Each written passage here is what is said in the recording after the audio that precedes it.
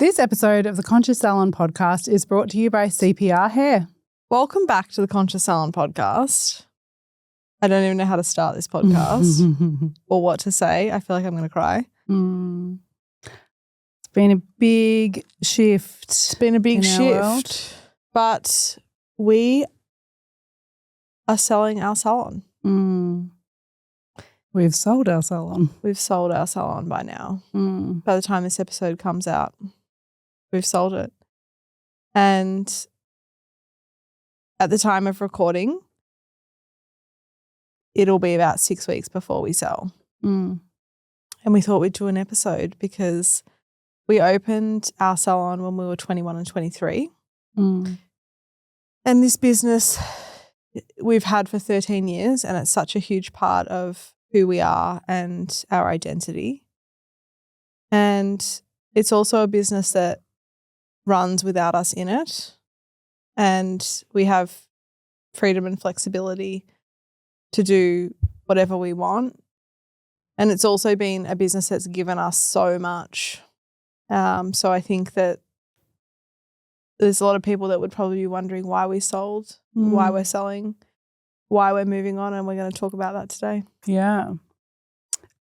I think, for 13 years, Ahead's been such a massive, it's our first love, it's our baby, it's our thing that we did together. It was really our way of Nikki and I creating something where we could work together and be together and do the shit that we wanted to do. And so I feel it's really served us and given us so much. It's also given however many team that we've had, past, present. Should actually count that, I wonder. Yeah. And future. What I feel we started with Ahead was really having a space that was for you and I, but that space is now outgrown. You and I, we're not really a part of that space anymore. That space now has become a real sanctuary for women, for people to come and be seen, celebrated, and feel really safe. And I feel that through this time, when we first started, like every 21 and 23-year-old, we wanted to be the best and do the best, and no one could do things the way that we do, and we were just, superstars. And over the last few years, and it's not just having families, I feel like families is an easy way to sort of say got to be with my kids, because I do think you can have both. But for us, that passion of Ahead has shifted. And the new owner of Ahead she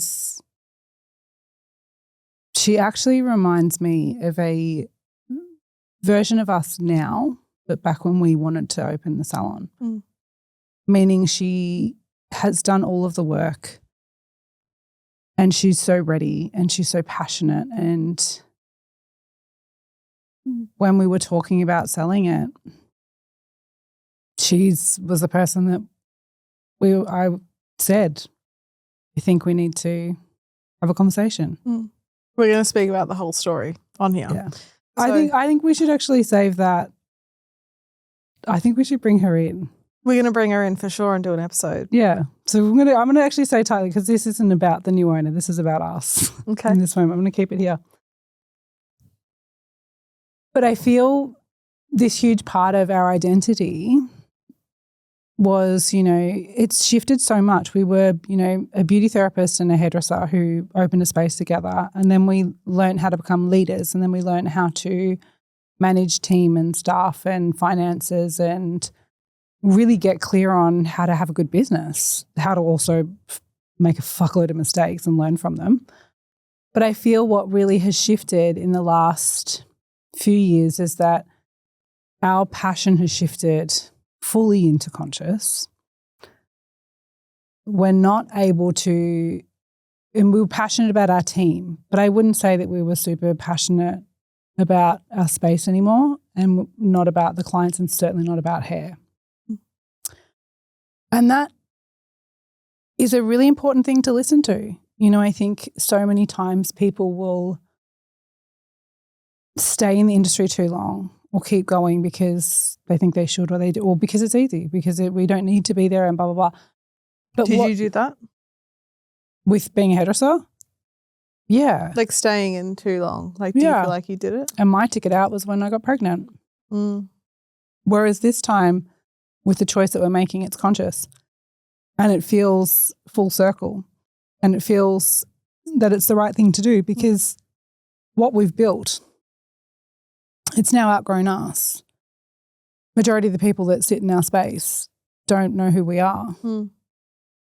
And that's a really big realization, not from an ego point of view, from a point of view of that this space, it has become its own little hub. It's something entirely like so much bigger than just you and I. Yeah. For sure. And I asked that question with the, like, did you do that? Because when you were saying that, I resonated with that so much. I'm like, whoa. I think about myself, like becoming a mum and feeling like I feel like in so many instances I chose to stay in the business longer for the team. Like I felt like I owe it to them. I have to stay. I have to do this. Like even when I was like, oh, I don't know if I'm that passionate about the salon anymore. I was like conscious, obviously blew up, like that was like a side hustle, and then it blew up so organically and so many opportunities were coming to us. And now I look back and I think it was, you know, whatever you want to say, intuition, the universe's way of putting things in front of us, being like, this is the right path. This is the right path. Keep going on this path. And now going along that path, it's like we look at the other path and we're like, oh shit, we've kind of not neglected, but like that path's just doing its own thing, but we're not on that path anymore. That's how it's felt for me. And I think, excuse me, I think with this, especially when I think of that, because it took me a while to get to this point. And when I sit in like full truth, I think there is like parts of me that would probably, like the people pleaser in me, would probably keep ahead just until, you know, no one was there and it was like, oh, well, we'll have to close because there's no one there. But the reality of it is that what we have really spent time honouring and also what I'm teaching every day is people to honour what they want and say what they want and then work out how they get there. And what we realised, I think it was like towards maybe 6 to 12 months ago, was that this doesn't feel where we need to be anymore. And it's not that I don't feel like we fell out of love with it. I feel like we just fell more in love with what our bigger work was, which is conscious. Like, there was never a point where I was like, oh yeah, that was the day that I was just like, fuck this, I don't want to do this anymore. It was never like that. It was just... You know, and I think it's interesting because when we sat down with our dad, we spoke about it with like our parents, and mum was like, yep, I can completely see, you know, conscious is really, you know, where you guys are really wanting to be and you're really passionate about your team, but it's not so much about the space and the place. And Dad kept saying, but like it just works. He just... Yeah. He was like, why would you walk away from this? Yeah. And I think what we've really gotten clear on is because it deserves more than that. It deserves someone in there that is as passionate as what we are now about this. Like it deserves someone that has the, like imagine how incredible that space is going to be with people, with someone in there that has got vision and ideas and can breathe life into it and like really give it this like what it deserves. That's the thing, like on paper, we're mad to walk away from this business and to sell it. We're crazy too on paper because it runs by itself, got great profit, it's got a beautiful team, it's got a great reputation, and it's a really beautiful, purposeful business. Like for those of you that don't know, we have a hair salon called Ahead. It's Melbourne's first mindful salon, and there is so much intentionality in that space. And what we do with the team, like it's an incredible business. It made no sense for us to sell it. But it also, like, as you say, it was like it made no sense for us to keep it either. Exactly. And it deserves, like, the clients, the team, the vision deserves so much more than what we've given it right now. And I think, you know, at the end of the day, because it's really easy to like, and this is the thing that I've really learned as we've like sat in this and we've really, you know, as always with us, we're intentional, we're conscious beings like Nikki, this is, big part. We really like to understand the choices that we make and make sure that we're making the right choices. And I think with this one, it's probably been our longest decision because we have been talking about this, I would say, for the better part of like 5-6 years. And someone will be like, yes, I'm really ready. And then it will flip into someone else and it will and this is the first time that we're both like ready to go. Mm. And like me being fully trained, it's been me that's been the one that's like held back more. Oh, actually, no, I think that's actually flowed a fair bit where we've been back and forwards with it. Mm. No, actually, that wouldn't be a true statement. We've really flowed back and forward on it. And you can blame all the things. So we can use it. And this is the thing. I'm like, but it's not about those things. It's not because we live over an hour from our salon and space. Like even that logistically doesn't make sense to keep coming back and forwards if you're traveling that far to us anymore. For other people, it might make sense. Mm. And you can blame your family and you can say, oh, my kids need me at home and X, Y, and Z. And yes, like that's true. And we can't, we're old now. We can't, even that, like the idea of like working 12 hours is like on my feet is like, I can't do that anymore. Yeah. But it's not about any of those things. Like that's, yeah, there are other reasons, but the real true reason is this is not where our hearts lie anymore. Mm. And we have someone whose heart is so in this that is taking over from us, who can give it 10 times more than what we can. Mm. And I feel really good. I want to leave it on a high. I don't want to leave it with the closing down, like shutting the door, sad little tail between the legs sort of moment of like, there's no one left. So it feels good to do it in this way. But I want to ask you, what scares you about selling the salon?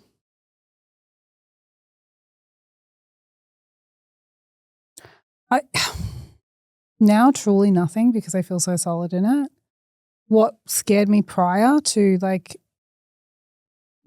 truly like sitting in truth with like what I would stop for prior was definitely judgment from other people. I didn't want to let anyone down. And the other thing would definitely be, would we be as credible without a salon behind us? Because that is a big part of what we talk about. Mm. Because we can say, look, we'll teach you how to do the thing and have the salon you don't have to work in. And here's an example. Here's one we prepared earlier. Yeah. And I don't want to get into that thing of constantly talking about this thing that we once had. I really want to keep like progressing forward, but we can't keep something because of the fact that that's part of like what we sell. Mm. We're just going to get better at all of the other things. And then, go even like that's the thing. It just, even that part doesn't make sense anymore. What scares you? In this moment right now, I'm going to be so authentic, is having a conversation and telling the team. Mm. It still scares me. It doesn't, I'd be excited to have the conversation, but there's a little part of me that's just like, ooh, would you be happy with us? Like, would you be happy for us? Would you support the decision? Or would you worry about yourself? Mm. Which I understand also. Like, I do understand that. And I remember having this conversation with Rach before she sold her clinic, was like, the team, what am I going to do with the team? And that is the only part that I just think that's the only fear that I have is like, how does that conversation look? And I try not to pre-play it because I'm just like, I want to authentically have it in the moment. But it scares me, the team not having a great reaction. It scares me if the team feel like we're letting them down. I have not a single doubt in my mind that this new person's going to do 10 times more than what we can give this right now. She'll be incredible and just do an incredible job. And I have no doubt that she will guide the team so incredibly well.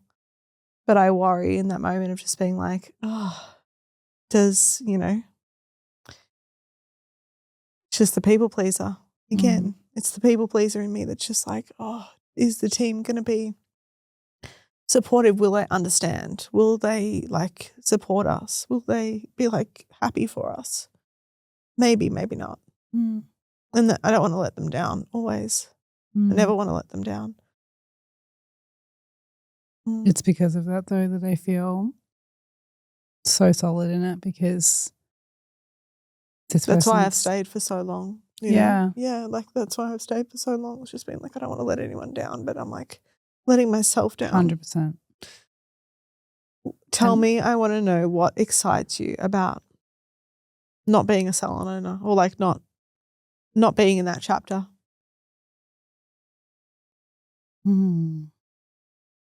I think, truthfully, it scares me and excites me at the same time.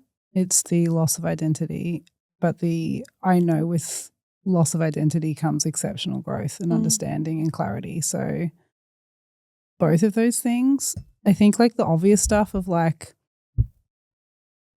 the day-to-day of like, you know, we've had, you know, cancellations. We've got to fill appointments. Like that's obviously going to feel nice. Or like never having to have someone call in sick again and having that like conversation, unless you start. Which, but I think outside of that, I think I'm like really struggling. I feel like that at peace and clear and like certain on it. That for me, it's like okay, if it doesn't work, that's okay. And if the team don't understand, that's okay. Oh, sorry, my asthma just played right up into that. At the end of the day, I think we've spent so long doing things for other people. I feel that the biggest thing that this is going to give is it's going to feel like this is something that we're choosing for ourselves. That makes sense. That is the right choice. And I'm unwavering on that. So the rest of it is just walking through pages that are already written out, you know, like it's just, and it's ready for that. And I want it to feel expansive. And I do feel really solid that it's going to be fine because the person that's taking over is already within our team. It's not Taya. I'll give that because everyone will be like, Taya. No, it's not Taya. I feel that this is the right move and I feel that it makes sense and that all the rest of it just becomes like, I just feel really solid in it. The three of us know why we're where we are and how it's going to work and that's all that matters. But I don't think there's anything that I'm like, I feel really good about it. Amazing. What about you? It excites me to have some downtime. Like we've been hustling for 13 years. You know, and don't get me wrong, there's been like the last few years has been like no hustle, no like foot on the accelerator. But the idea of just having some time and space to not have to be responsible for so many things. Like we've got every single week, we've got team, clients, you know, spaces, finances, all these sort of things to be so responsible for that level of responsibility that we inherited at 21 and 23. Like it's crazy. Yeah, and girlfriends are old. We're like nearly 37 and 35. But the idea of having some time and space to be able to just slow down and have a bit of a like. Do you reckon it's like less responsibility or? Less responsibility excites me right now. Less responsibility excites me right now. People to be accountable for? Less people to be accountable for, less responsibility, less like, I just think, less responsibility excites me. I've had responsibility, like huge responsibility since I was 21. 21 when I started a business, 22 when I bought a house, you know, and took on a mortgage, things like that. Just like thrown into that level of responsibility. I'm like, 35, I want to have no responsibility right now. Like just for a brief moment where we can actually think without having that pressure, where we can think creatively. More creative, and go, 100%. What else is there for us? Like just having time and space where we're not in the day-to-day will be incredible. And also it excites me not to be tied to a physical location. I'm like, we could travel the world. You know, not that it's needed us, but just the idea of if the salon floods tomorrow, we got to go. I don't have to go in and deal with it. Like that excites me. I think it's really important that we talked about this, Tess, and that we were transparent in this moment, even though it feels scary and it feels a little bit overwhelming. And I know we're going to do more episodes about this and how it's all gone. But thank you for sharing. Thank you guys so much for listening to another episode of the Conscious Salon podcast. Yay, love you guys. Stay conscious.